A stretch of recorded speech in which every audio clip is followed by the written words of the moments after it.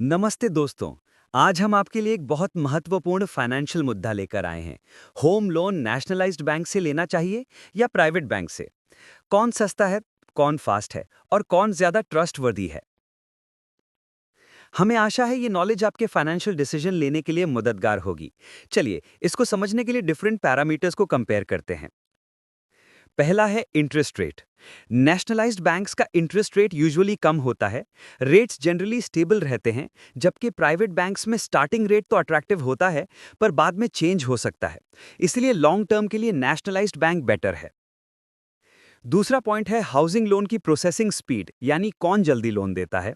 जहां एक तरफ ये धारणा है कि नेशनलाइज्ड बैंक्स का लोन प्रोसेसिंग टाइम स्लो है और डॉक्यूमेंटेशन ज्यादा होती है, लोन के अप्रूवल में समय ज्यादा लगता है, जबकि प्राइवेट बैंक्स में डॉक्यूमेंटेशन कम और स्मूथ होती है, तो प्रोसेस भी जल्दी होता है। अगला पॉइंट है प्रोसेसिंग फीस और हिडन चार्जेस। नेशनलाइज्ड बैंक्स में डीलिंग्स में पारदर्शिता होती है, जहां प्रोसेसिंग चार्जेस कम होते हैं in comparison to private banks, और हिडन चार्जेस भी नहीं होते। प्राइवेट बैंक्स में तो एक्स्ट्रा सर्विस चार्जेस चलता ही रहता है। नेक्स्ट पॉइंट है लोन एलिजिबिलिटी, यानी कौन ज्यादा अमाउंट सैंक्शन करता है। जहां एक तरफ नेशनलाइज्ड बैंक्स की कार्यप्रणाली स्ट्रिक्ट कैलकुलेशंस और लोन एलिजिबिलिटी से बाध्य होती है, जिसके कारण लोन की राशि अधिकतर कम कैलकुलेट होती है। प्राइवेट बैंक्स आरबीआई रूल से इतने अधिक बाध्य नहीं होते और बिजनेस बढ़ाने की होड़ में एक रिस्क ले लेते हैं, जिसके कारण लोन अमाउंट नेशनलाइज्ड बैंक्स के बनिस्पत ज्यादा होता है। पांचवा मापदंड है pre payment rules. Nationalised banks pre payment charges नहीं वसूल करती, वहीं प्राइवेट बैंक्स एक मोटी रकम चार्ज करती हैं। हाँ, कस्टमर सर्विस, ऑफिस एम्बियंस आदि में प्राइवेट बैंक्स बाजी मार लेते हैं। वहीं आप नेशनलाइज्ड बैंक्स पर ट्रस्ट कर सकते हैं और हर कदम पर ट्रांसपेरेंसी होती है। कोई अग्रेसिव सेलिंग नहीं होती, कोई हिडन चार्जेस नहीं होते, बाद में कोई पेनल्टी नहीं लगाई जाती, या अगर लगती भी है तो आप कंप्लेन करके या बातचीत करके उसे रिवर्स भी करा सकते हो।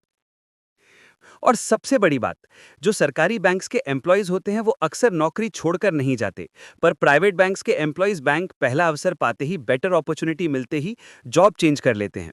तो वो ना ऑर्गेनाइजेशन के प्रति और ना कस्टमर के प्रति इतने कमिटेड होते हैं। फर्ज कीजिए आपका हाउसिंग लोन की अवधि 20 साल है और 8-10 साल बाद लोन में चार्जेस को लेकर कुछ डिस्प्यूट हो गया, तो जिसने लोन अप्रूव किया वो ऑफिसर ट्रेसेबल होगा और आपकी प्रॉब्लम का निवारण हो जाएगा। पर प्राइवेट बैंक्स में ये बहुत चांसेस हैं कि पर्सनल कांटेक्ट नहीं रहेगा।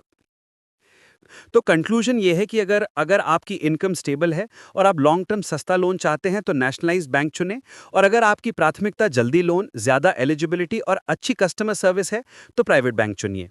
बस एक बात याद रखिए कि इंस्टॉलमेंट्स नियमित समय पर देते रहिए, जिससे आपकी क्रेडिबिलिटी बढ़ती रहे और एक्स्ट्रा चार्जेस और कोई पेनल्टी ना लगे।